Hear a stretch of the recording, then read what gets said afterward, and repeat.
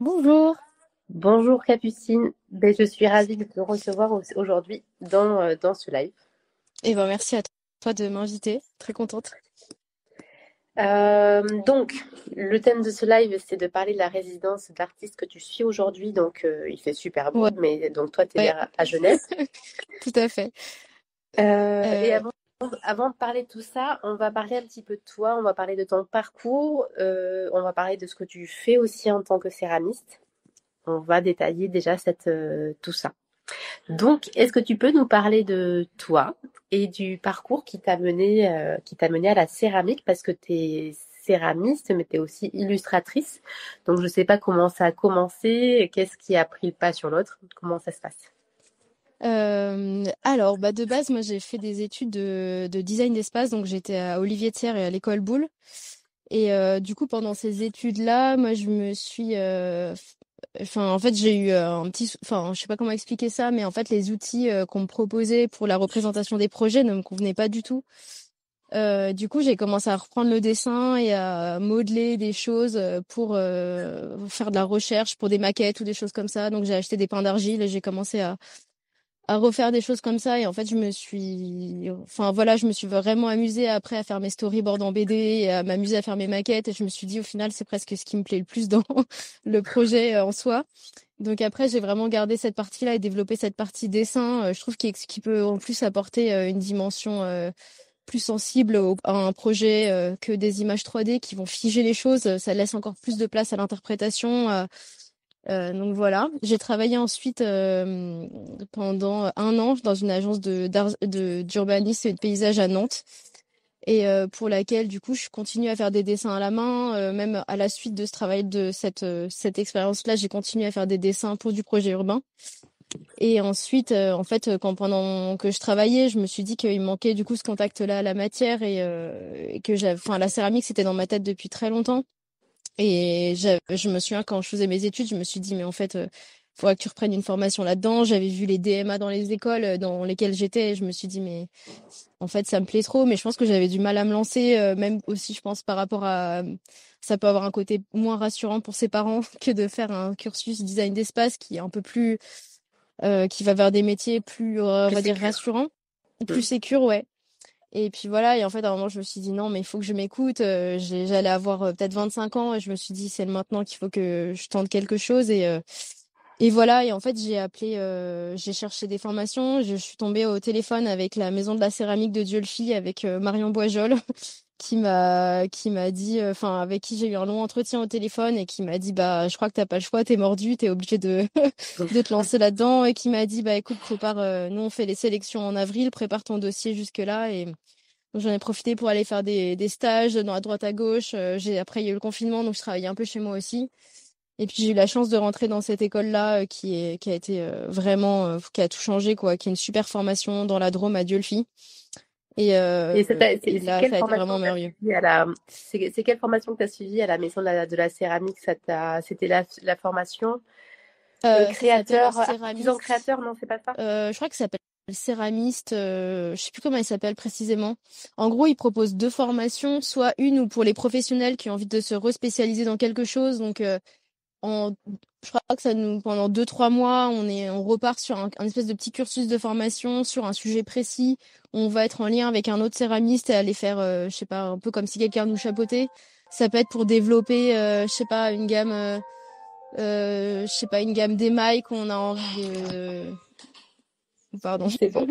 Je sais pas si on a un petit, voilà, on est dans sa pratique et qu'on a besoin de reprendre un petit temps pour de formation, il propose ça. Et il y a aussi du coup cette formation-là où pendant 14 mois, on enchaîne avec des périodes de formation, des périodes de stage, pas mal de périodes de stage.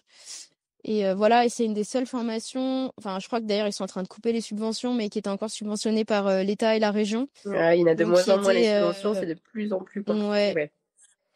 Et du coup, voilà, en fait, ça permet de pas avoir besoin de, enfin, en fait, il y a des formations sont dans des écoles privées qui sont extrêmement chères. Et là, moi, c'était impossible pour moi d'accéder à ça. Et puis, franchement, c'est une super formation. J'ai rencontré plein de gens qui sortaient de là sur des marchés. Je me suis dit, mais en fait, ça pousse vraiment en fait à trouver quelle est notre propre production, notre propre identité dans la céramique. Parce que c'est En- pas évident, ça. On Ouais, apprend, voilà, on tout à peut fait. apprendre à très bien être un très bon artisan. Ouais. Après, trouver son style et tout, c'est pas évident. Et c'est cette alternance, c'est quoi? Ça, en fait, ça a été une formation où tu as eu pas mal de stages différents, pas mal de rencontres différentes qui t'ont permis en fait de mieux savoir vers où tu voulais aller, c'est ça? Ouais, en fait, normalement, c'est une formation, on arrive avec... Enfin, moi, j'étais une des moins expérimentées avant, mais tous mes camarades avaient fait soit des DMA, soit des CAP tournage. Tout le monde arrivait avec un espèce de bagage céramique, des fois juste avec une technique qui est là. Mais juste après, une fois que j'ai cette technique, qu'est-ce que moi j'ai envie d'en faire et moi est-ce que j'ai envie de l'emmener? Donc en fait, c'est vraiment un temps de recherche qui est merveilleux. Et on avait, je pense, en tout 3 mois de stage, ce qui permet en fait d'aller cibler sa recherche d'apprentissage chez telle ou telle personne et d'aller vraiment aller chercher ce dont on a besoin en particulier. Et après, d'avoir des semaines en commun, on avait des services qui venaient pour faire des workshops, on avait une formation sur l'émail, on avait une formation sur... Enfin bref, Oui, ça t'a c'était ouvert plein de trucs, quoi. assez complet et à la fois, enfin, par exemple, ça nous apprend pas à être un bon tourneur. Donc si on voulait travailler sur le tournage, il fallait soit avoir un bagage avant, soit aller faire tous ces stages en tournage. Mais en fait, généralement, ils prennent des gens qui ont, voilà, qui ont un peu quelque chose à raconter, enfin, des choses Qui dans ont les la mains et qui doivent approfondir quelque chose plus qu'une formation où on part de zéro. Enfin, ils sont vraiment pas là normalement pour ça. C'est plutôt un accompagnement et pour se développer, quoi.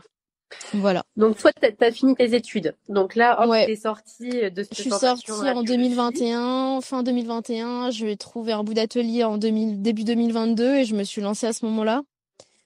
Et voilà, puis c'était parti. Du coup, ouais, depuis, bah, je suis à mon compte, je suis à Nantes. Bah, j'ai commencé par faire, j'ai postulé à certains marchés, certaines expos. J'ai eu de la chance parce qu'il y a des choses enfin, je pensais pas, j'ai été acceptée vite à des choses assez chouettes. Oui, j'ai Du vu que coup, ça tu a avais été, fait plein de marchés ouais, super bien. Tu es allée ouais, aux allées de la céramique à Toulouse, tu as été au ouais. Tupini à Lyon. Ben voilà, Euh, notamment les Tupiniers, j'ai été prise dès la première, enfin, de mes premières années. Et en fait, je crois que je me rendais pas compte de ce que ça allait représenter. Peut-être qu'heureusement, parce que je pense que sinon, j'aurais Trop paniqué. de Mais, stress. ouais, j'étais allée à Bandol. Enfin voilà, j'ai fait plein de choses. Ce qui permet, en fait, avec tout, j'ai fait beaucoup de kilomètres. J'avoue que enfin, là, maintenant, je suis contente d'en faire un peu moins. Mais en fait, ça permet de se faire voir, enfin, de faire connaître son travail. Même si les premiers temps on vend pas beaucoup, il y a beaucoup de gens qui commencent voilà, à voir ce qu'on fait, à nous suivre. Puis petit à petit, ça fait un petit effet boule de neige qui est chouette, quoi. C'est important, Mais ça te crée aussi ton réseau ouais, de céramistes. Ça aussi, tu vois, ça te permet aussi exactement. de montrer ton travail, d'avoir les retours directs, ce qui est pas Ouais, forcément facile, mais tu vois, je pense que c'est un truc qui fait progresser aussi. ouais, carrément.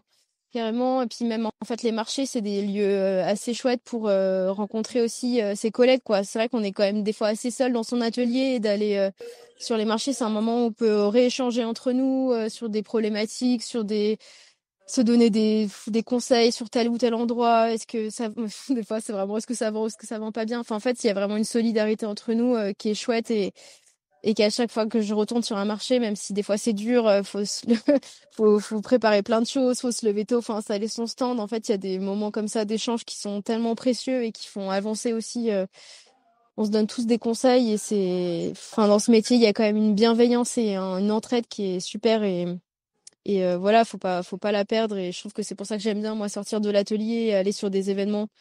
Parce que, ouais, truc, ouais, c'est assez précieux, quoi. Voilà. Ok. Toi, aujourd'hui, comment est-ce que tu définirais ton style de céramique? Donc, c'est un style de céramique, pour moi, c'est un peu hybride, donc entre deux. Tu illustres beaucoup, donc tu illustres aussi beaucoup avec grâce au modelage. Ouais, Et par contre, c'est assez rare. Tu utilises quand même beaucoup l'émail, mais aussi l'engobe, mais aussi le jus d'oxyde. Tu utilises plein de techniques aussi pour mettre en couleur tes pièces. Est-ce que tu peux nous parler de ça et des choix aussi que tu fais de couleurs et d'illustration? ouais, bien sûr. Bah du coup, j'ai une pratique essentiellement de modelage enfin, oui, je fais que ça.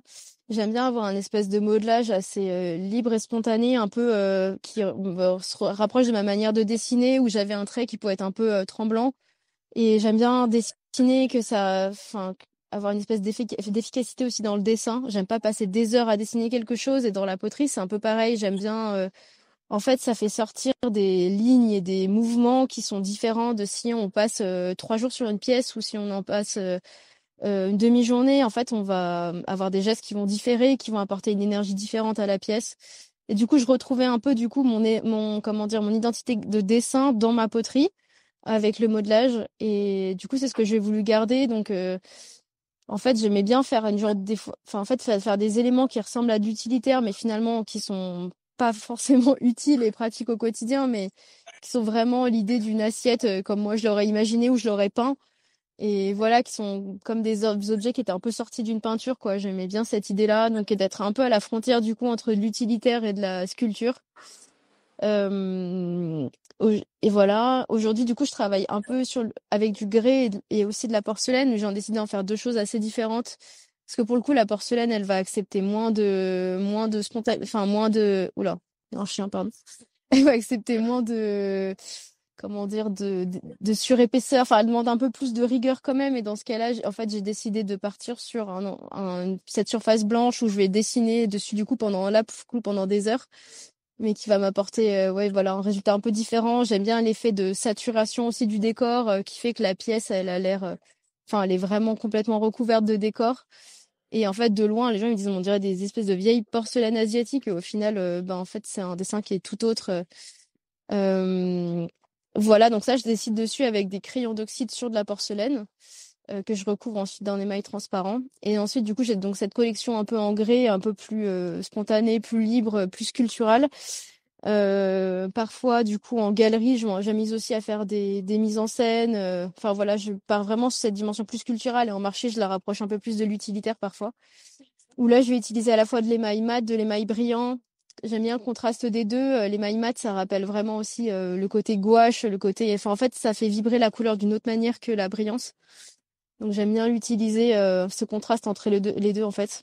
Et c'est des émaux que je fabrique moi-même et que je triture. Dans J'avoue tous que les la recherche sens. d'émail, ça m'amuse bien.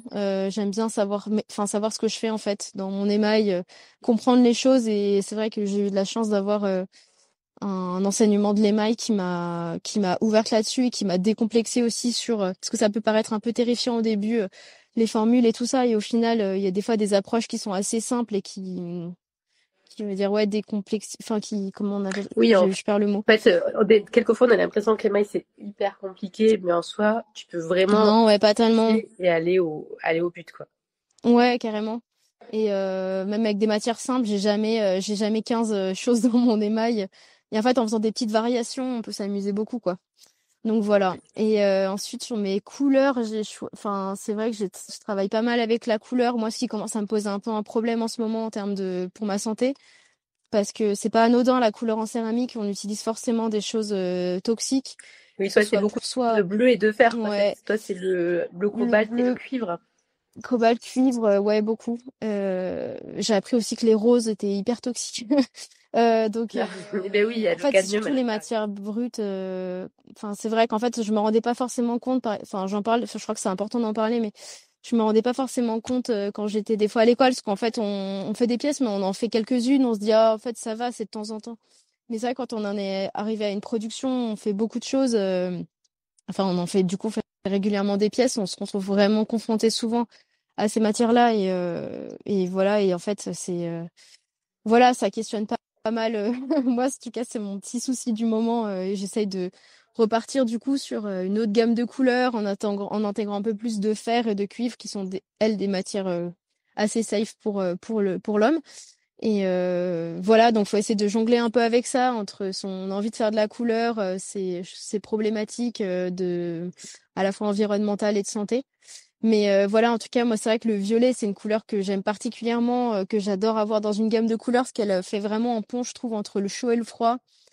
Ouais, je trouve ça super. Mais voilà, malheureusement, faut que j'arrive à savoir comment je vais la gérer dans la suite de mon travail. Mais Oui, Voilà, faut juste savoir et en être conscient, quoi.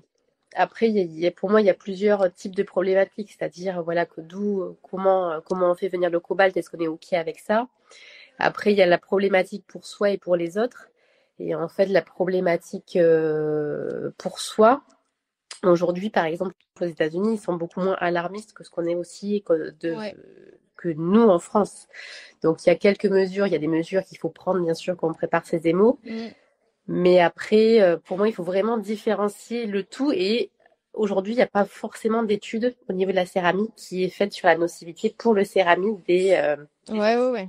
Mais bon, Voilà, en tout cas, bref, c'était vraiment, je veux pas faire flipper personne, mais voilà, c'est juste, oui, c'est enfin toi. voilà, c'était des prises en compte dans ma pratique et tout ça, mais voilà, c'est vrai que, bah voilà, des fois c'est dur Mais c'est vrai quand que on veut faire de la c'est vrai que couleur. c'est compliqué hein, Ouais, de se dire, mais voilà, d'agir en toute conscience, rien qu'en prenant ces trois paramètres, voilà, ouais. tout ça. Et après, qu'est-ce qu'on veut aussi dégager est-ce que toi, si tu utilisais tout, est-ce que toi, si tu travaillais qu'avec du fer, est-ce que ce serait la même chose, quoi? Tu vois, Bah ce c'est ça serait en fait. Ouais, ouais, ouais. Donc voilà, c'est des petits, c'est des choses à mettre en équilibre les unes avec les autres en fait, et puis et voilà quoi. Donc voilà, après là, c'est vrai, enfin le faire, après ça peut apporter d'autres choses. Enfin bon, bref, moi il faut que je fasse mes recherches à après de mon côté, réfléchir, quoi. mais ouais, voilà, exactement. Donc aujourd'hui, donc toi, tu es partie en résidence d'artiste à Genève, à Carouge. Ouais, tout à fait. Justement, c'était rigolo. On en a parlé il y a pas longtemps avec une stagiaire ici et qui me disait en fait que dans ce quartier-là, il y avait énormément de choses qui étaient faites pour la céramique, pour l'art. Il y avait plein d'expos et donc, est-ce que tu peux nous parler de cette résidence d'artiste? Comment t'en as entendu parler? Comment t'as fait pour postuler? Voilà. Alors, bah, cette résidence, je l'ai vue passer par. Bah, je suivais, par exemple, Régent Pétavin qui est passé par là, qui est un céramiste que j'adore. Et puis ensuite, j'ai suivi C14. Et en fait, C14, enfin, la Fondation Bruckner à Carouge, là, propose un prix résidence pour des gens qui passent par C14, qui a enfin, un genre de salon de céramique dans le 14e, du coup, au mois d'octobre, très orienté sur la sculpture. Et donc j'avais vu passer ça, j'avais vu du coup qu'ils faisaient des résidences et je m'étais dit ah bah super. Moi en tout cas c'est quelque chose qui me questionnait pas mal dans mon. En fait j'ai beaucoup déménagé dans ma vie, j'adore.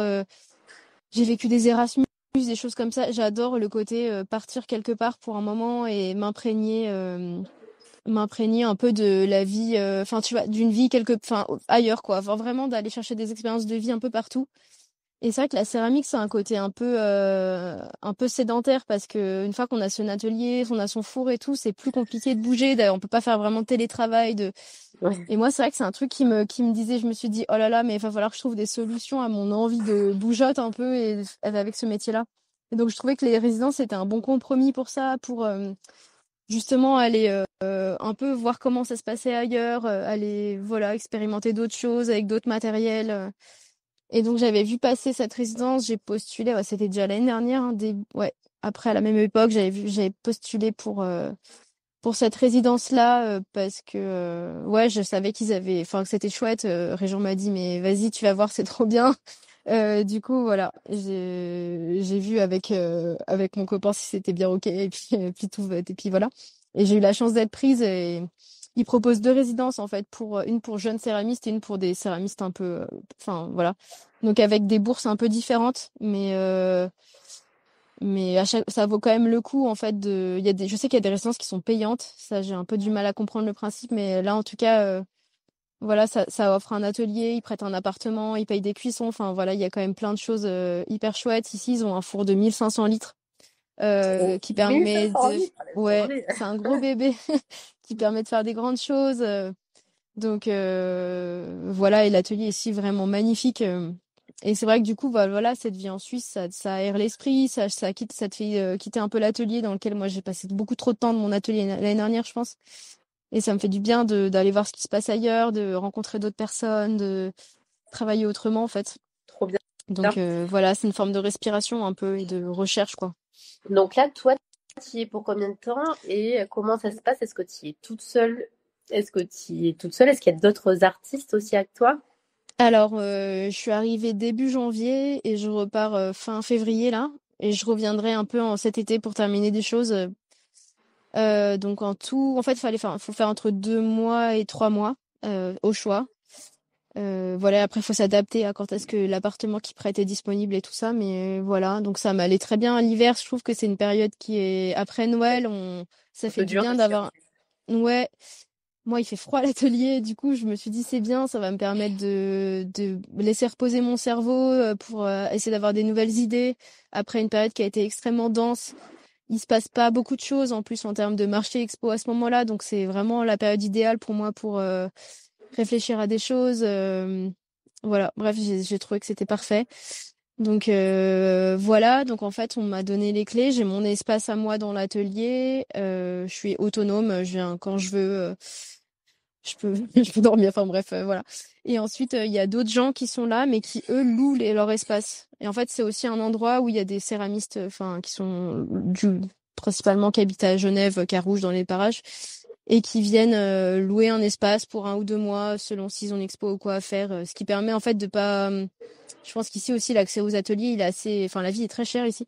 L'accès aux ateliers doit pas être forcément facile et des fois, si on a juste quelque chose à préparer pendant 2 mois, ça permet de pas avoir besoin d'investir dans tout le matériel et d'avoir juste besoin enfin, d'avoir cet espace-là, voilà, à disposition. Donc, bah, pareil, c'est super chouette. En fait, bon, on est rarement tous là en même temps, mais au final, on peut être 5, 6 ici, quoi. Et enfin, c'est trop bien. C'est pareil, on s'échange nos connaissances, on s'échange, bon, plein de choses quoi, donc c'est vraiment super et je pense que toute seule ça aurait été un peu triste et là d'avoir du monde puis des gens locaux en fait c'est génial quoi, voilà. Et et au niveau des projets que tu as, comment tu fais en fait? Est-ce qu'en arrivant là-bas, tu dois bosser sur un thème particulier? Est-ce que toi, tu t'es imposé toute seule un thème? Alors moi j'avais postulé en fait, quand on postule on doit proposer un projet sur lequel travailler, donc sous forme d'esquisse ou avec déjà des pièces qui sont réalisées qui peuvent donner un peu une idée de ce qu'on voudrait faire. Donc moi j'avais envie de travailler sur mes petites scènes que je fais là, mes espèces de petites pièces de vie. C'est quelque chose que j'ai envie de développer, de prendre le temps de développer. Et du coup j'avais proposé de travailler en faisant des scènes qui se répondent les unes les autres. Donc voilà, je travaille là-dessus. J'ai essayé d'en faire une plus grande. Au début, j'ai voulu essayer d'en faire une dans le 1500 litres, mais après je me suis dit, vas-y, progressivement, agrandis petit à petit, et puis on verra plus tard pour en faire un très grand. Mais et puis au final, en fait, il y a ça, mais en fait ils sont aussi assez, enfin, j'ai aussi préparé. Là, j'ai aussi fait un peu de recherche d'émail. J'ai aussi recherché d'autres choses. J'en ai profité pour faire une pièce de mobilier, une espèce de fauteuil parce que d'un Bien. coup j'ai eu cette idée et je me suis dit ah faut que j'en profite donc voilà il y a ce projet de base que je suis et puis après autour moi je me suis Bien. un peu laissé porter par ce qui me venait en tête et puis j'ai un peu accueilli les idées et j'en profite et je les ai un peu réalisées ici quoi, Mais c'est trop bien. En fait, donc ça te permet d'avoir un sas, d'avoir une petite coupure où c'est ouais, vraiment de la pure création. ouais, tout à Super. fait. Bon, ben, trop bien. Voilà, après là faut quand même j'ai eu quand même des réalités avec des choses avec deux trois trucs à préparer aussi pour des expositions mais au final c'est assez marginal par rapport à ce que je fais là, mais voilà, c'est aussi, bah, il y a une réalité. En fait, on a des choses pour la suite et on peut pas non, enfin, moi, je pouvais pas non plus tout couper comme ça, comme quand même pendant. Donc, j'ai préparé deux, trois petites choses pour des choses annexes, mais voilà, ça reste. J'avais vraiment envie de garder ma liberté et mon plaisir de pouvoir faire des choses vraiment de recherche et c'est vraiment c'est un luxe, c'est un luxe incroyable quand même de pouvoir faire ça. Bah, c'est trop, trop, trop bien. Ouais. Et donc, les pièces après que tu crées Ouais. là-bas, est-ce que ça reste sur place? Est-ce que c'est des choses qu'après tu te récupères? Euh, Comment c'est? Je dois en laisser une pour sûr comme en guise de cadeau ou d'empreinte. Mais après, c'est des choses que je peux récupérer.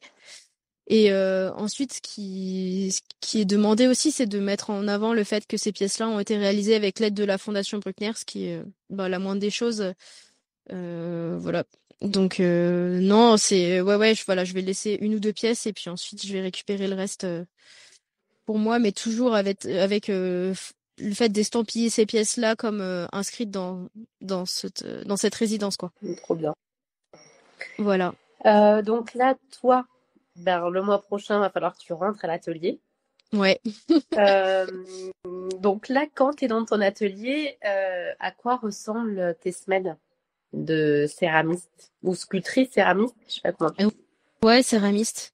Ben, c'est des grosses journées, selon aussi les périodes, hein. Il y a toujours des périodes extrêmement chargées et après, des fois, après des événements, je peux avoir des moments où c'est un peu plus calme parce que besoin de prendre un petit peu de temps. Mais bah, généralement, je fais des bonnes journées de 10-11 heures, je pense.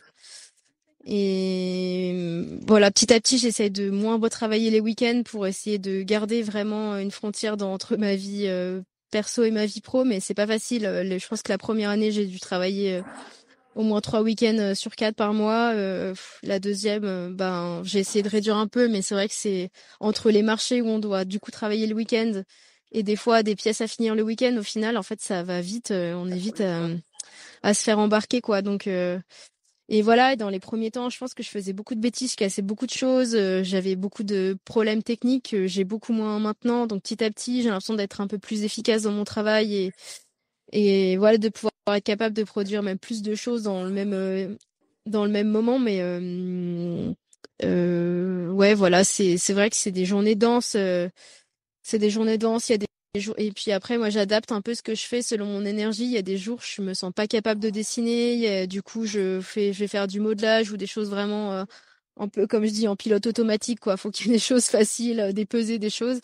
Et après des jours où bah j'ai plus d'énergie, où je me sens l'envie de bah d'être c'est plus propice à créer des nouvelles choses ou alors à les dessiner sur des pièces.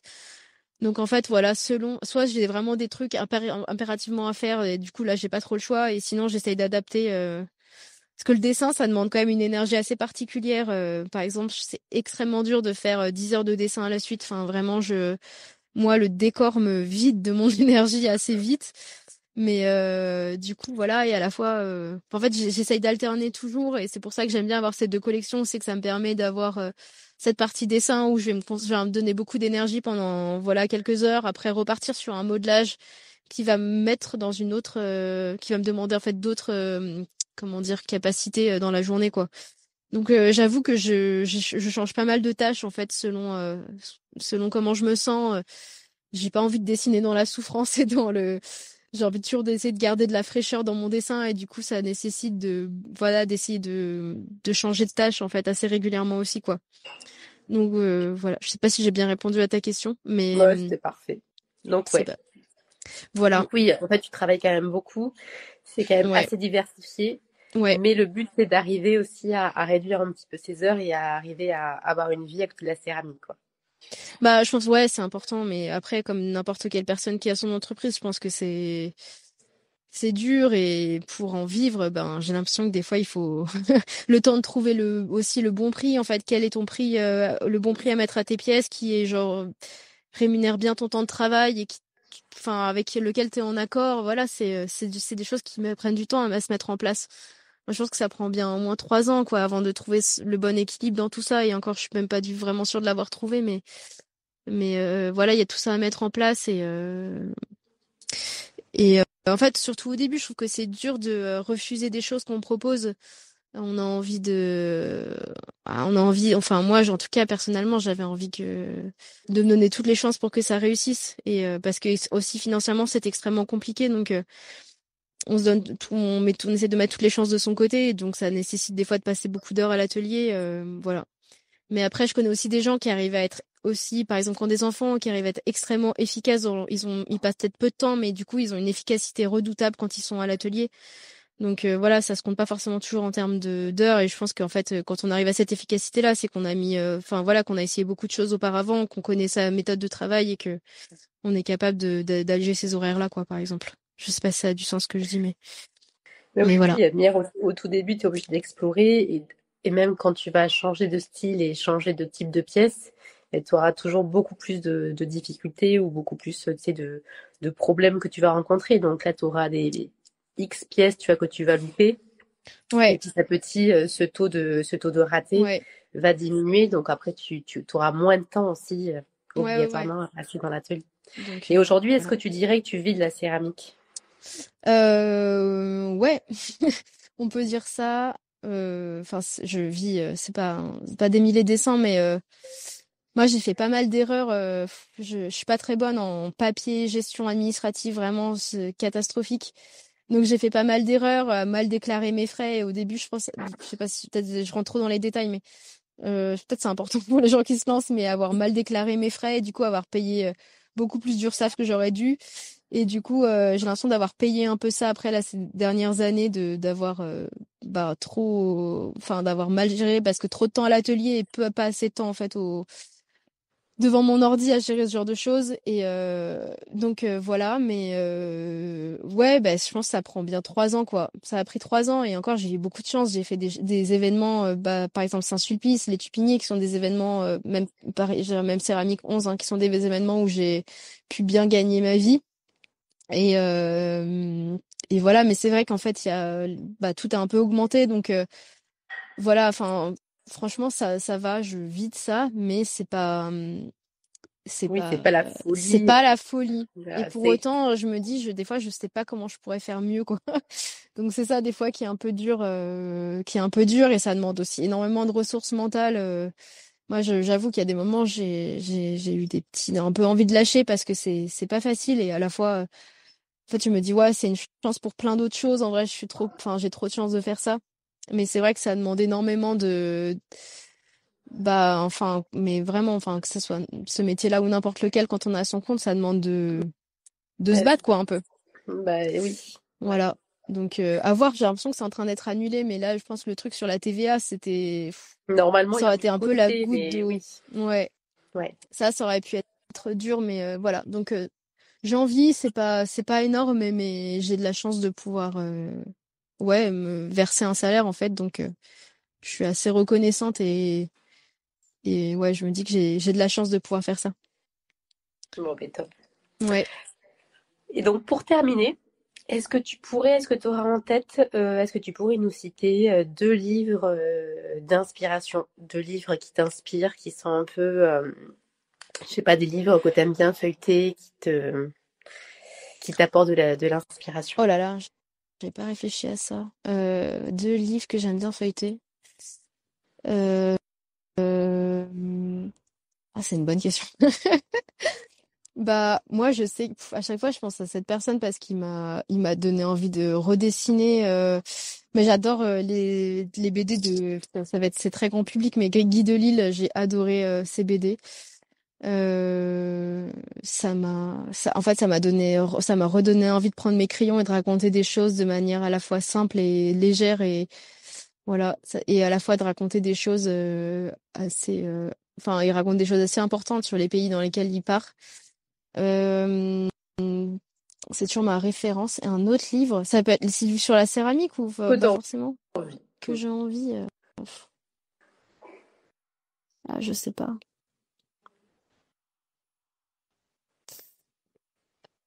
C'est une bonne question. Bah, c'est principalement des BD, moi, qui m'ont éclairé. Eh ben, c'est parfait. Ouais, je dirais une BD qui s'appelle Waves que j'ai trouvé super chouette aussi. Enfin, c'est surtout les BD qui me donnent envie de dessiner, de raconter des choses. Je suis pas très sur les mots. Les mots, ça m'évoque, ça me parle moins. Vraiment, moi, tout ce qui est image, voilà, Ouais, raconter des choses subtiles avec juste des traits de crayon, ça peut me toucher énormément. Donc, et voilà. Ah si, Quartier lointain, ouais, voilà, qui m'avait tiré quelques larmes même aussi, je crois. Mais voilà, c'est vrai que c'est surtout de la BD, eh ben, voilà, top. qui me touche Et ben, en particulièrement. tout cas, eh ben, merci, vraiment merci pour tout, Capucine. De rien, merci à toi Euh, pour ton Si invitation. tu peux mettre, si tu pourras, quand je posterai la vidéo, mettre le lien de ces BD dessous, tu auras en commentaire, ça pourrait être Ok, chouette. Souvent, en fait, les gens après aiment bien aller voir ce que c'est et des fois se les acheter. ok, trop cool. Bah merci beaucoup. Et en tout cas, Merci. profite bien de tout ça, profite bien du soleil et de tout ce petit espace d'inspiration. C'est Ouais, top. merci beaucoup. Allez, Et ben, bonne journée merci, bonne journée à tout le monde en et tout au cas. plaisir. Et Merci, merci tout merci le monde. beaucoup. Et n'oublie pas de t'abonner pour retrouver toutes nos vidéos, nos tutos et nos podcasts.